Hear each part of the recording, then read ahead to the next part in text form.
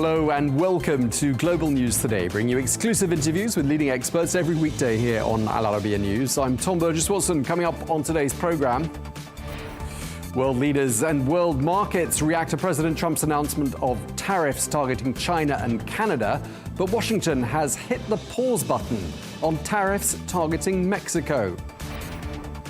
Search teams, including divers, continue looking for the remains of victims of last week's Washington plane crash. Meanwhile, an investigation into this, the deadliest US air disaster in almost a quarter of a century, continues. And as Elon Musk hits out at Wikipedia, we ask the founder of the online encyclopedia, Jimmy Wales, what's behind their public war of words? And we ask, what does Wiki do to avoid political bias on the platform?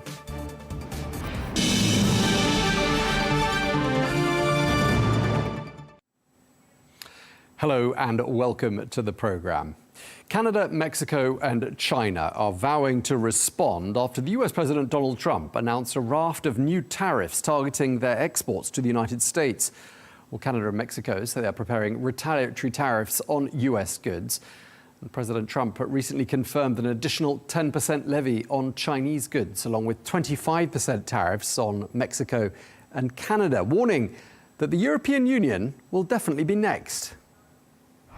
Definitely happened with the European Union, I can tell you that, because they've really taken advantage of us. And, you know, we have over a $300 billion deficit. President Trump speaking there. Well, we can speak now to Clark Judge, who is a former speechwriter to President Ronald Reagan, who joins us now from Michigan. Thank you very much indeed for being with us.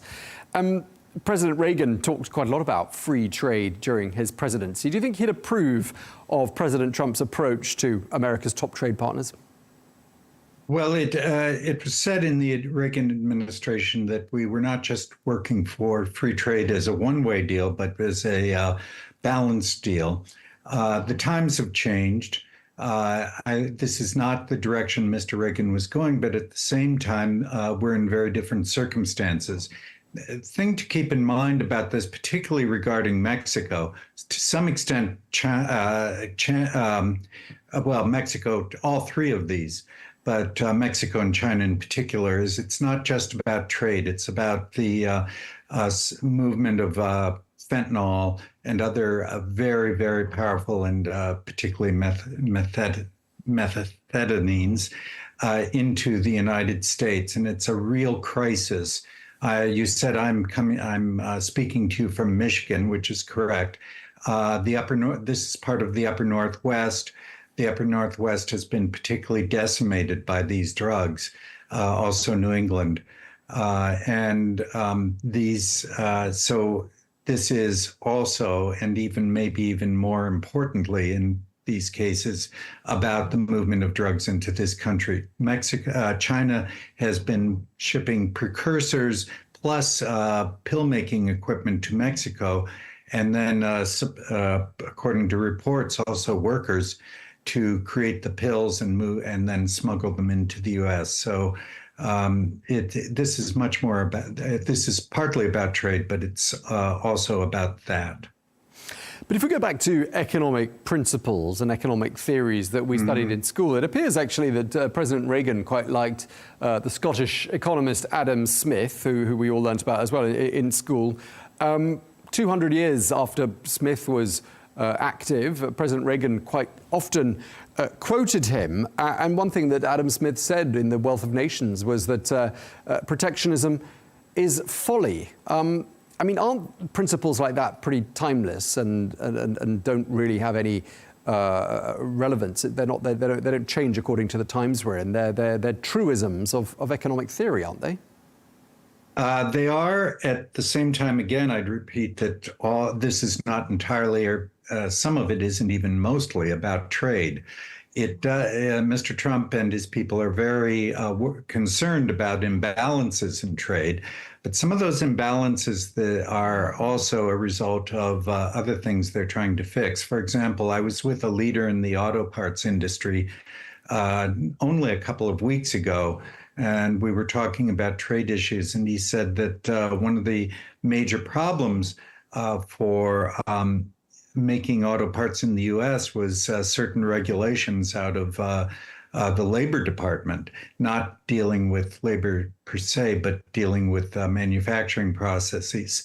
And he said, you can't sell in the United States in auto parts now so long as those regulations are in place. So some of this is going to be resolved by Mr. Trump's work of rolling back of onerous regulations that are counterproductive, something Mr. Reagan did as well, but also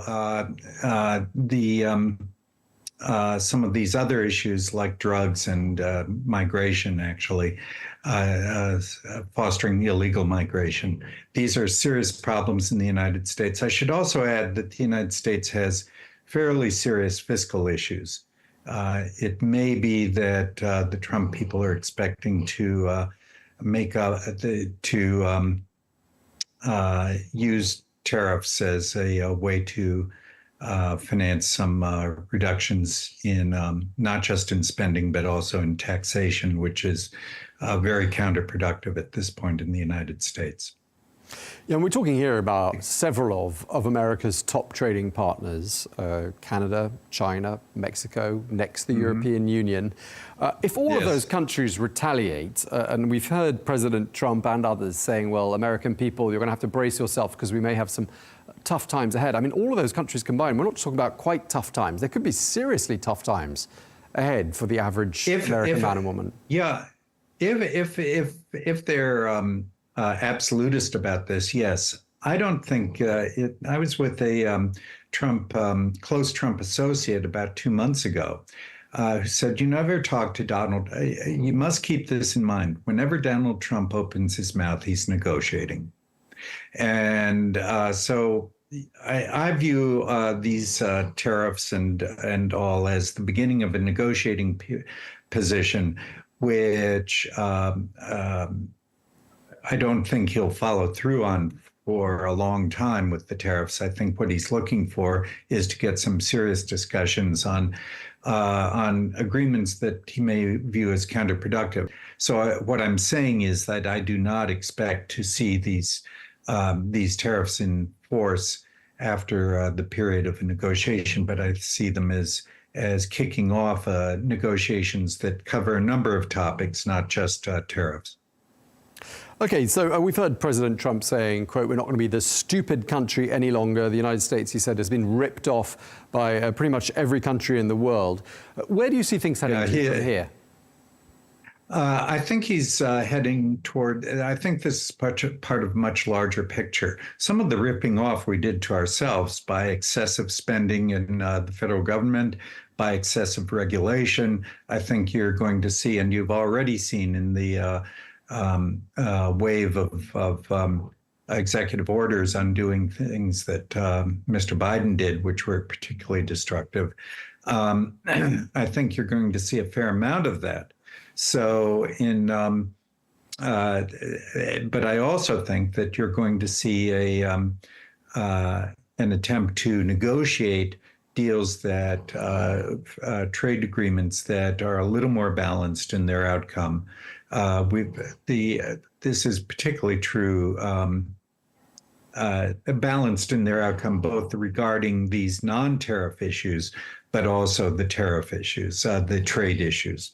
And he's clearly concerned about the imbalance in trade, just as he's concerned about the imbalance in our federal budget. So one way or another, this is part of a larger package that is probably going to be very different at the end than it looks like right now. Okay, so you're not too worried about much higher prices having an effect on inflation and the effect of these tariffs on the jobless situation in the United States. I mean, you don't seem to be concerned that perhaps these tariffs could put several Americans out of work. Well, these criticisms were leveled at him in his first term. And you'll recall that his first term was the first time that what we would call, I don't know what we would call working people, people who have what we call here blue collar jobs, first increase in their net pay after inflation pay during his first term that had occurred in a decade or more. And so I think he's after that. I'm sure he's after that. And he's been a realist, but he's also, his rhetoric is often, as I've said, a setup for his negotiations. And we all know that the issues you said about about open trade, but open trade is a complicated area with a lot of regulation, a lot of issues that are pursued by governments in monetary policy and banking policy and the like that need to be sorted out to get a little more balance. That's where he's headed. And Okay. For the United States to get its own financial house in order, which is at least as urgent a question. And just lastly, before we wrap up, I just want to ask you, I mean, we've had 2 weeks now of the second Trump presidency. I mean, what sort of messages is he sending out to the world? And how do you see this new administration shaping up? I think of it as a get it done administration. There are a lot of issues that have been kicking around in American politics in which Republicans have taken one side, often a side very much like Mr. Trump's, Democrats another, but the Republicans haven't followed through or been frustrated. And there's been a great problem in the Republican base about that. Also, we've had a long period of, except during the years Mr. Trump was in office, we've had, since the financial crisis, we've had a problem with movement of American manufacturing, collapse of American manufacturing. He brought it back. It's during his administration, or at least it came back in that period, and I think it's very high on his list to revitalize American manufacturing and revitalize the incomes of people who are not wealthy and not getting, not with big jobs, but with jobs that have been hit very hard in this area. That is where he got his support. That is why he's ran for office. And I think he's following through on that. All right. Well, thank you very much. We're going to have to leave you there. We're out of time. Clark Judge, former speechwriter to President Ronald Reagan. Thank you for speaking to us. Thank you. Pleasure.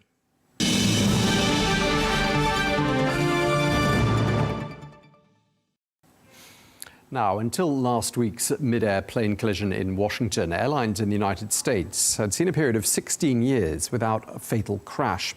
Well, some commentators there in the US have pointed to outdated air traffic control technology and understaffed air traffic control towers as being part of the cause of that accident. Meanwhile, the US President Donald Trump has blamed diversity, equity and inclusion policies for having also played a part in that mid-air crash, which killed 67 people. Well, for more, we can speak to Daniel Elwell, former Deputy Administrator of the Federal Aviation Administration of the United States under President Trump. Thank you so much for joining us. You also ran the FAA for a period of 19 months. Really appreciate your insights. Of all the theories you're hearing at the moment, what sounds to you like the most convincing theory as to what caused that tragedy? Well, hi, Tom. It's a pleasure to be with you. As I look at the events surrounding the collision, it seems there are procedures. Let me start there. There are procedures that have been in place for a very long time to reconcile helicopter traffic from commercial airline traffic, and it appears to me that either through inoptimal communications between the tower and the aircraft involved, or night vision issues, or errors in one place or another, those two aircraft found themselves in the same place in space. And it's most likely a combination of all those things. I mean, there's quite a number of factors that come into play. There's communications between air traffic control and the aircrafts, communication within the cockpit. There is the issue of flying at night, visual approach at night, and the close proximity of different types of operations around that airport. It's being reported that there was only one air traffic controller in the tower at the time of the collision on Wednesday. Is that normal? Well, actually, there were 5 people in the tower. Excuse me. There's lots of different duties to do in a tower with complex airspace like we have around DCA. But one controller was doing 2 activities, and that is not uncommon in towers. When the traffic load diminishes, they will oftentimes have one controller doing 2 functions. And in this case, this controller was responsible for the helicopter traffic in the area and for aircraft taking off and landing. It does sound, having helicopters from the military doing training flights in and around an airport used by passenger planes. I mean, when you hear it explained in those terms, you do think that does sound quite high-risk activity. I mean, do you think there is going to be now a major rethink of these sorts of military training exercises? Yeah, I think they're going to, well, they already have 2 of the routes, the established routes, helicopter routes around DCA have been taken out or suspended while the NTSB does their work and the FAA and the military. All parts of government that have any responsibility with DCA and its operations are working together while the NTSB does their job. Now, that airport in DC, Reagan National, you know it well because I'm told that you were a commercial pilot for several years, and you flew in and out of that airport for about 15 years as a pilot. Is there anything about that airport that makes it more hazardous, perhaps, than other airports? Well, yes, I have flown in that environment for the better part of my career. I also, just short ways from DCA, is a military airport that the president uses. It's Joint Base Andrews. I flew out of that airport nearby 10 years as well. The environment there isn't hazardous, but it's very complex. And you're right. Commingling helicopter traffic and especially military and law enforcement helicopter traffic with civilian traffic, airline traffic, is complex. But it's been done for as long as I can remember very safely. And the reason for that is because the helicopter traffic flies established routes at altitudes or ceilings, we call them ceilings, that make it geometrically impossible for an aircraft flying an approach to ever be in a position to hit a helicopter or vice versa. And that's why it is clear that those established routes and altitudes were deviated in some way. But what we have to find out is how much it deviated and why. Yeah, and then there's a fact that really stood out for me as well while doing my research, and I'd like to get your take on this.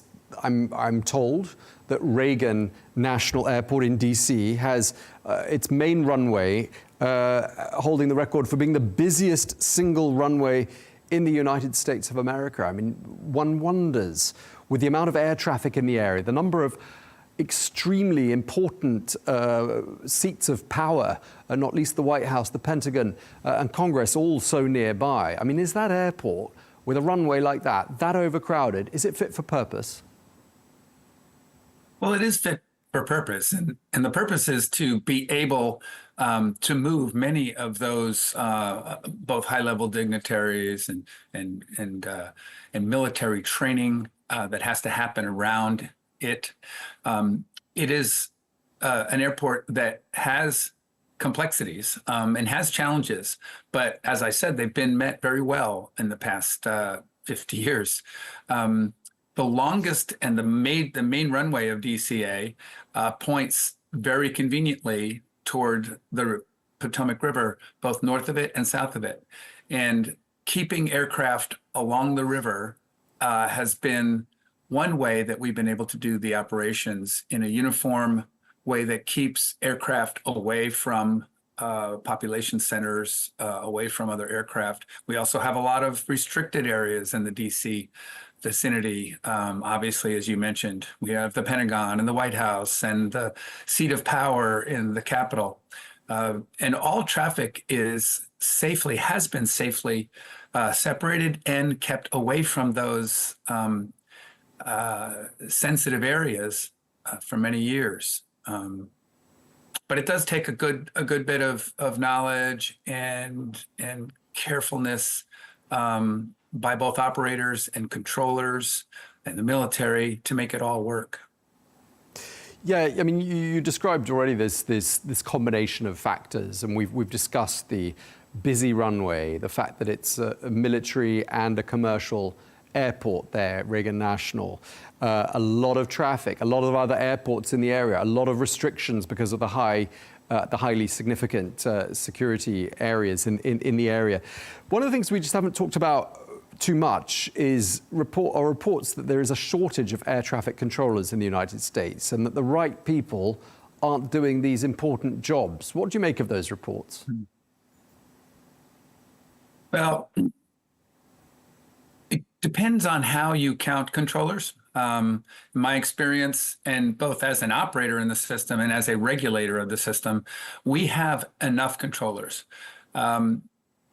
Optimally, just like safety inspectors and other government officials, optimally, you'd like to have more than enough. But the amount of controllers that we have today has been extremely safe. You mentioned it in your intro. We have not had a commercial airline crash in the United States until this one for 16 years, over 8 billion passengers safely carried in that time.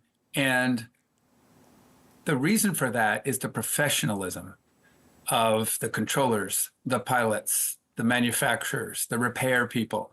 It has been an amazing safety record. Now, the DEI question comes into play when people are brought into this profession through a policy that looks at the person's various race, color, ethnic backgrounds, rather than their skill and expertise. And for controllers, I don't think that has been as big a factor as the press has made it out to be. Do I think it is a factor? Yes. There were a number of years where certain screening procedures were in place so that it was possible to have people come into the controller workforce who were less qualified than people that didn't make the cut. So that's being remedied. And I'm confident that the system is as safe as ever, despite the crash. The system is as safe as ever. It is the safest system in design today. And we always endeavor to make it better. Yeah, but I mean, it was the President of the United States who suggested that these non-discrimination initiatives had played some sort of a part in that tragedy of last Wednesday. I mean, do you agree with that?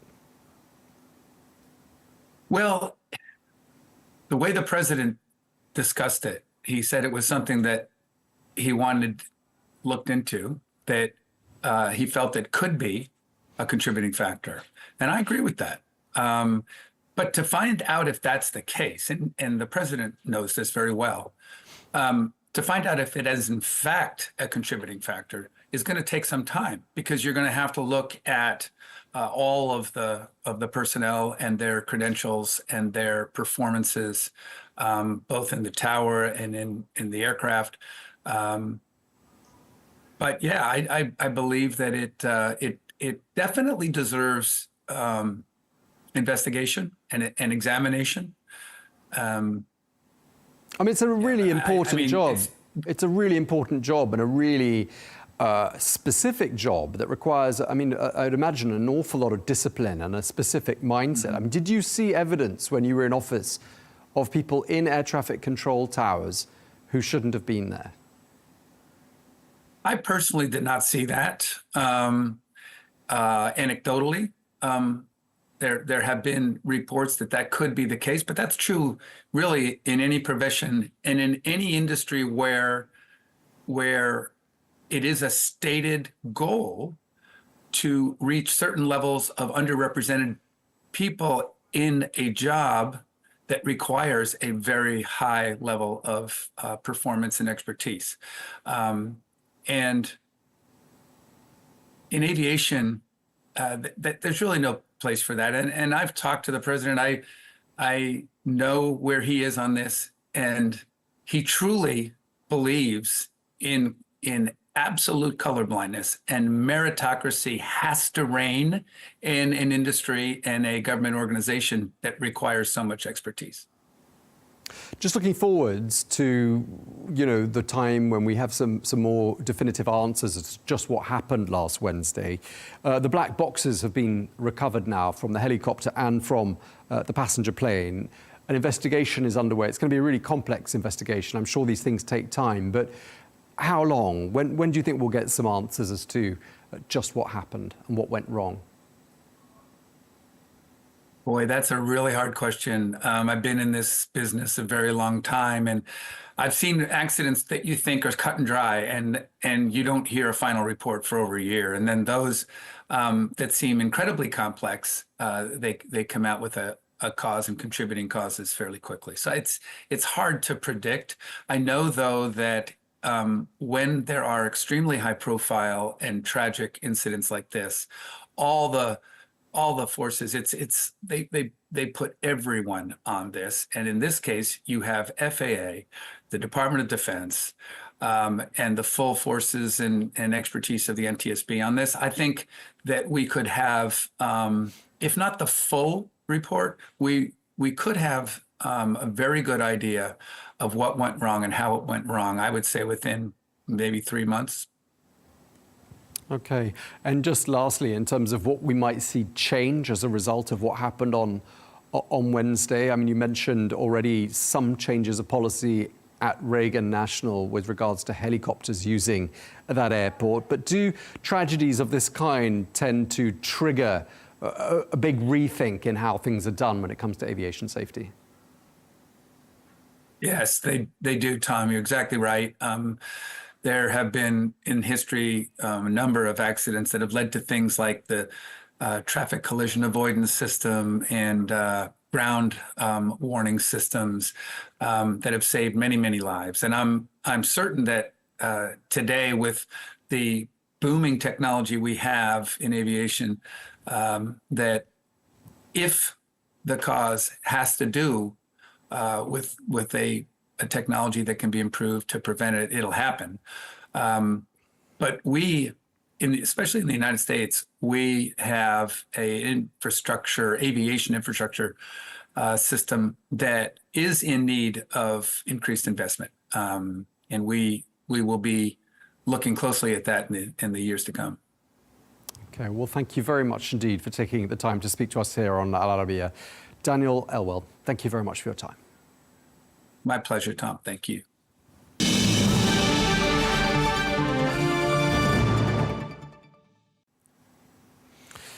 In other news, we have all turned at some point to Wikipedia. For many, it's a go-to for quick summarized information. Well, Wikipedia has become one of the internet's most influential platforms, so much so that people with a wealth of knowledge are often dubbed walking Wikipedias, just like walking encyclopedias. Well, to find out more, we're joined now by the founder of Wikipedia to talk about its evolution, impact, and his latest exchanges with the US tech mogul Elon Musk. Thank you very much indeed for joining us, Jimmy Wales. Really great to have you with us from London. I want to start by talking about some headlines that we've been seeing in the last couple of days and weeks. Elon Musk calling Wiki a left-wing propaganda tool. He's even called it Wokepedia. Why is he so angry?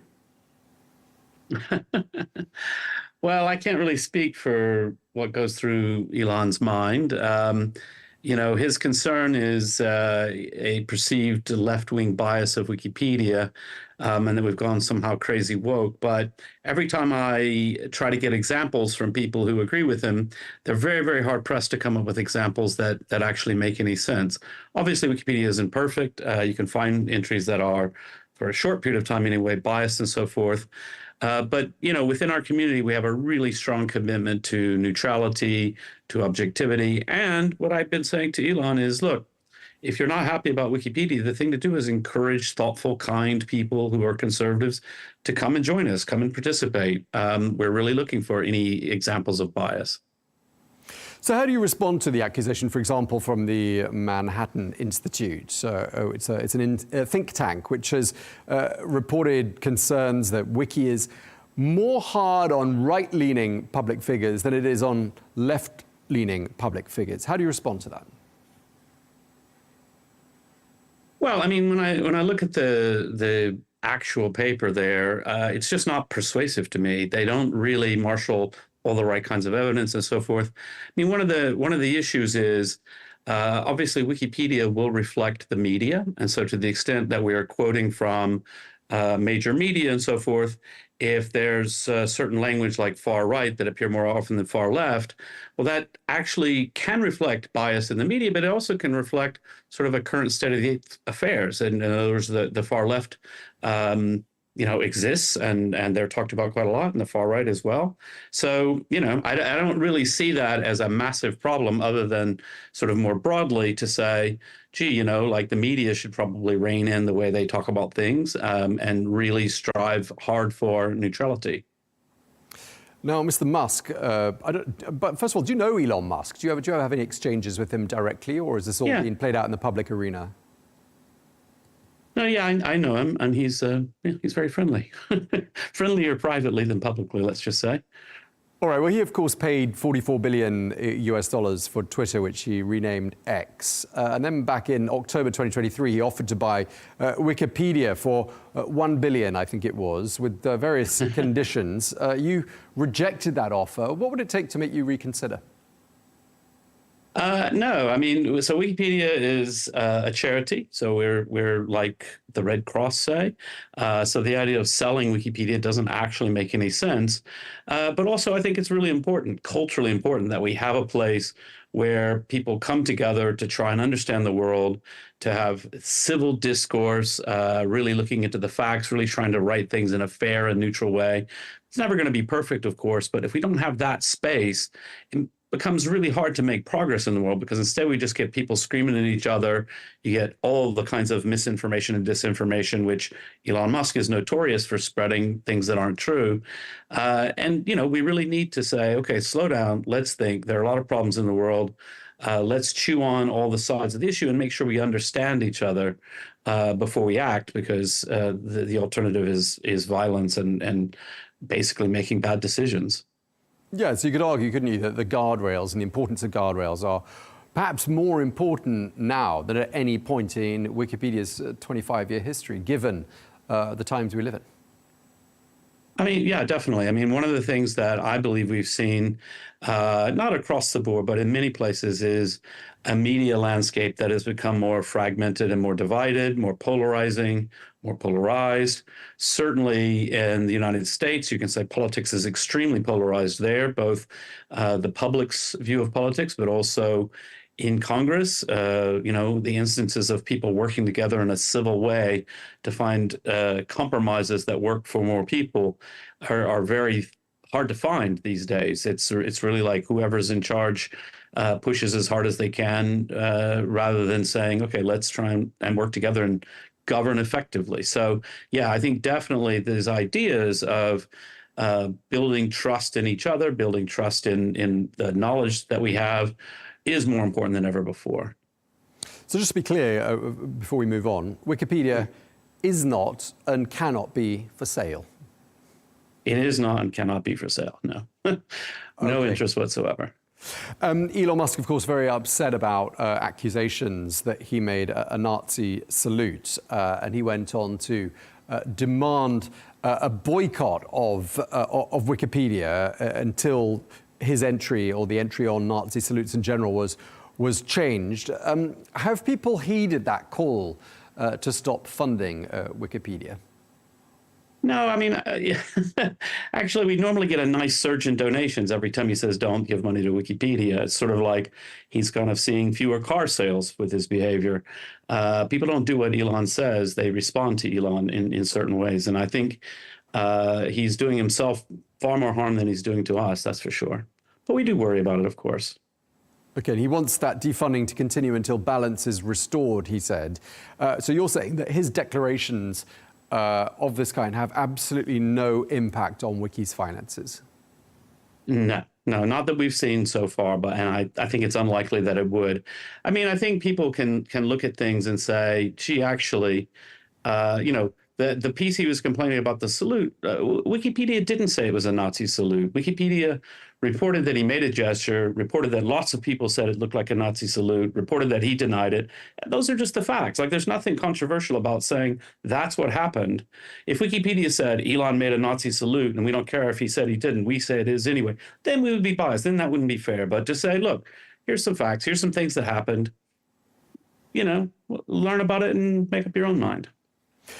It is, of course, a very unusual model. It must have sounded extremely revolutionary, when it was launched 25 years ago, being a participatory encyclopedia. I mean, no one had ever heard of one until 25 years ago. But how do you go about making sure that it's got neither a left-wing nor a right-wing bias? Well, I think there's no real magic to that. I mean, it really depends on us having a healthy community, on having an openness to dialogue, openness to discourse. We have rules about neutrality, rules about quality sourcing. It really, it could go in a really bad and a really dark direction. I mean, people used to be concerned to be taken over by trolls or whatever it might be.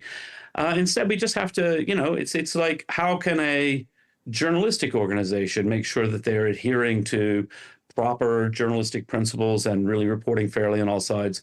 Well, there's no magic button. You just have to do it. It's hard work, and you have to really think about it and be passionate about it. Do you have any role in the sort of the day-to-day entry writing of Wikipedia entries? Do you ever see something and call it out? Rarely.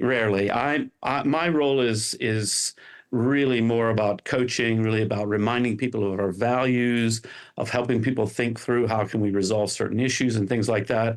It's not for me. I'm not the final arbiter of what goes into a Wikipedia entry, and nor should I be. Okay, of course, nobody in the world is politically neutral, and that goes for you as well, I'm sure, sir. I mean, do you make it public how you identify politically? I mean, a little bit. I'm very centrist. My politics are very boring. When I see certain things going on in the world, there's certain things like if you think back on something like Obamacare in the U.S., sort of a big restructuring of how the healthcare system works. I was like, I'm not an expert on healthcare, so nobody wants to know my opinion, or if they do want to know it, they shouldn't, because what do I know? Very little. At the same time, I do have views on things that I am an expert on, things about internet freedom, about freedom of expression, about the importance of dialogue and discourse and thoughtfulness and kindness online. So in that sense, yes, I do occasionally express opinions. But, generally, I don't like people on the far left and I don't like people on the far right. I don't think those are ever going to be the right answers. We need lots of thoughtful, kind people in the center saying, okay, look, we're not going to agree about everything, but let's work through things. Let's find policies that tend to lead to a better life on Earth. Okay, I won't probe you too much on this one, but just one last attempt here. Were you cheering or perhaps not during the inauguration of President Trump 2 weeks ago? I mean, definitely not. But I think I should hasten to add, I really dislike Donald Trump's style. I don't like the way he behaves. I think he's arrogant, disrespectful, the opposite of the kind of thoughtful discourse that I would like to see. And all of that is about him personally, not about any particular policies, although, to be fair, I disagree with a lot of his policies, too. I agree with a few of them. Elon's working very hard to cut waste in government, and that's obviously a huge amount of noise right now about that. Well, what does that mean? I'm not sure, but I certainly would like to see less waste in government. So, to some extent, I think it's good if the government is taking a hard look at everything in a much more business-like way to say, where are we just wasting money doing things that we shouldn't be doing in the first place? Great, I'm all for that. I might agree or disagree with 1,000 different cuts in various places. But, I would prefer if we were doing all of this in a less combative and less hostile environment. Okay, now we all use Wikipedia. I have to confess, I quite often look up stats and factoids on Wikipedia. The people who contribute are known as Wikipedians. Tell us a bit about who they are and how they're chosen. Yeah, so Wikipedians tend to be very nice, geeky people. That's kind of the core personality type. They're very nerdy and they really want to get the facts right. They care more about Wikipedia than do any of these kind of social debates and things like that. At least the best Wikipedians try to not show bias and so forth. It's a hobby that people are very passionate about, and I think it's kind of cool. Okay, and they're anonymous and they're not paid. So what's the incentive? What drives a Wikipedian, do you think? So they're anonymous only in the sense that, they're not becoming famous. They're not social media influencers, and they're not bloggers, and they're not tweeting. Some of them might tweet, but they know each other. We know them, and they know each other, and they're just sort of normal geeky people. The main things people get out of it are two, I would say. One, it's fun. Like if you're really, really into, trains, you can come to Wikipedia and find other people who are super geeky about trains, and you can help, write about all the different history of the train system and individual train cars and all of that kind of stuff that train geeks like. So it's fun in that sense, but also I think you can spend time online and sort of, I think a lot of people have had this experience. You accidentally got sucked into TikTok for 2 hours and you think, oh my God, I'm wasting my life. This is not good. I shouldn't be doing this. This isn't great. Whereas if you spend 2 hours improving the Wikipedia entry, you can go to bed thinking, you know what? I made the world a little bit better. Somebody's going to read this and they're going to learn from what I've written. And that's a great thing. So that's one of the big motivations. A long time ago, I worked for an American TV channel, and I had a boss who forbade us from using Wikipedia. She kept saying to us that Wikipedia is not a source, she used to say to us. What would you say to her? Say, that's right. You're exactly right. Yeah. Wikipedia is not a source. You shouldn't use it. The same reason you shouldn't really look something up in an encyclopedia, particularly in a journalistic context. What I would say is you shouldn't say don't read Wikipedia. You should say read Wikipedia, get yourself oriented, and then go to the talk page of the article and see what are the Wikipedians struggling with? What are the questions that people have that haven't really been answered? That's your good questions as a journalist. That's where you go and you go actually talk to the real sources, which is, the people, the companies, the organizations that you're reporting on. Yeah, another example of how we use Wikipedia in the workplace, and I think a lot of TV anchors will identify with this. When someone dies, you get breaking news, and you suddenly have to do a fact check on who someone was and get their bio in front of you. And what always amazes me is if the wires have only just announced that the person has died, Wikipedia seems to have already been updated. How on earth do you manage to update a page that quickly and even have a little section entitled Death to talk about the person who's just departed? Yeah, well, we got a lot of volunteers, and they like to do that. I don't think I've ever done that because I'm not fast enough. But my little fun hobby is at every recent royal wedding, I changed the name to the new title. I try to do it before anybody else. So far, I'm successful. So just people enjoy doing it, and sometimes it's people who are fans of that person. Sometimes it's people who are just happen to see the thing come across the news and they just quickly go and edit and make a change. So yeah, it's a very busy, active community.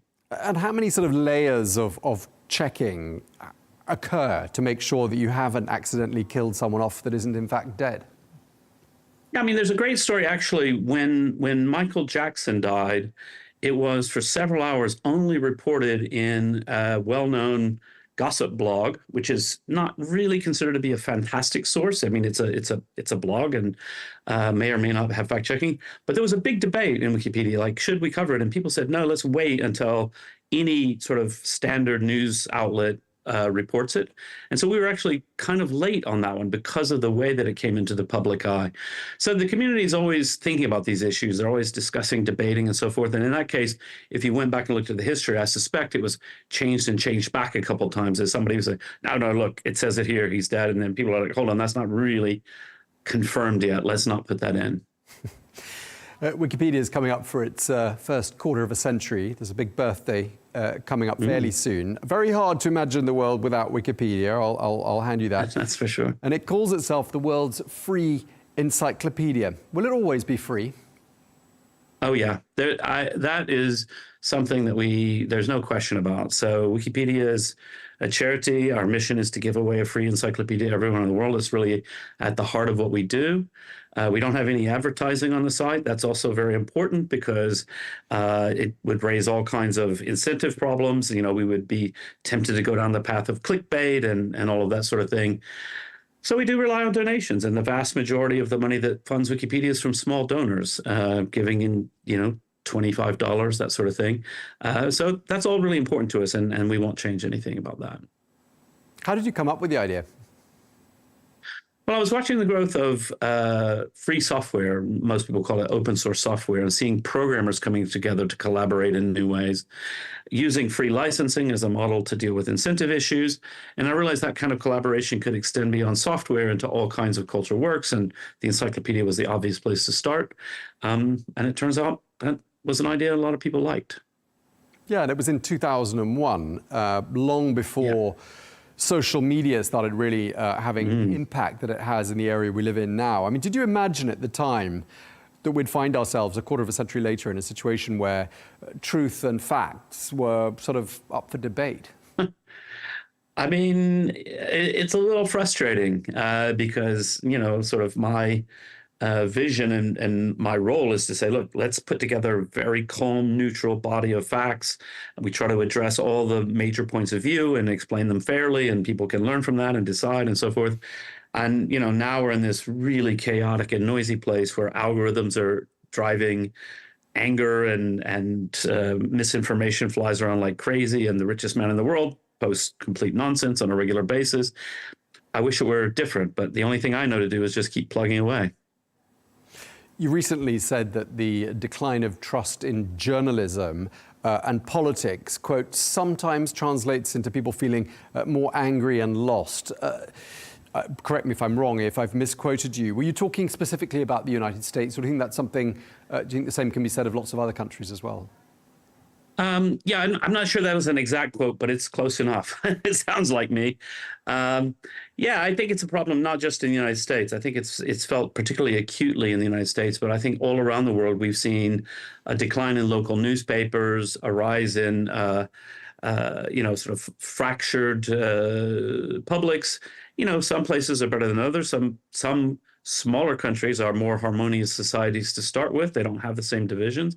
But I think it's globally, it's definitely we've seen a rise in it. And we're beginning to see, the rise of things like tariffs and trade wars, which is very bad for everybody. And, I think we're going to sort of feel the consequences for a while until people come to their senses. So. Sure, and I'm just wondering as well, sort of looking at the global wiki in the global context, you presumably get complaints, lots of complaints in the United States. Well, we know that because we were talking about it earlier on. Do you get complaints from other countries? People saying you've unfairly characterized our head of state or unfairly described our history, the history of our country? Yeah, I mean, certainly just because the whole world is a big and noisy place. There's a complaint about almost anything you can think of. So, of course we do. We don't really experience that many places that are trying to threaten us legally, certainly not at the state level. We do occasionally have to deal with things. We were blocked in Turkey for about 3 years, and we won a case in the Supreme Court in Turkey to be unblocked, and we're very proud of that. But, there's always something going on. But what we do is just stick to our principles. We say, look, we want to make Wikipedia as good as it possibly can be. If there's something negative about your leader, your country, or whatever, we are going to report on that. But we're going to report on the debate, not take a side on that debate. And as someone who sort of carries, in a way, the mantle for factually accurate information, as you do as a founder of Wikipedia, I mean, are you worried when you look at, for example, the consolidation of a lot of the social media platforms? And, we are seeing a growing sort of sense of sort of they are consolidating more and more. I mean, do you think that has an impact, and does that have implications for freedom of speech? Does it worry you? Well, I mean, I do worry about that, but I'm not sure I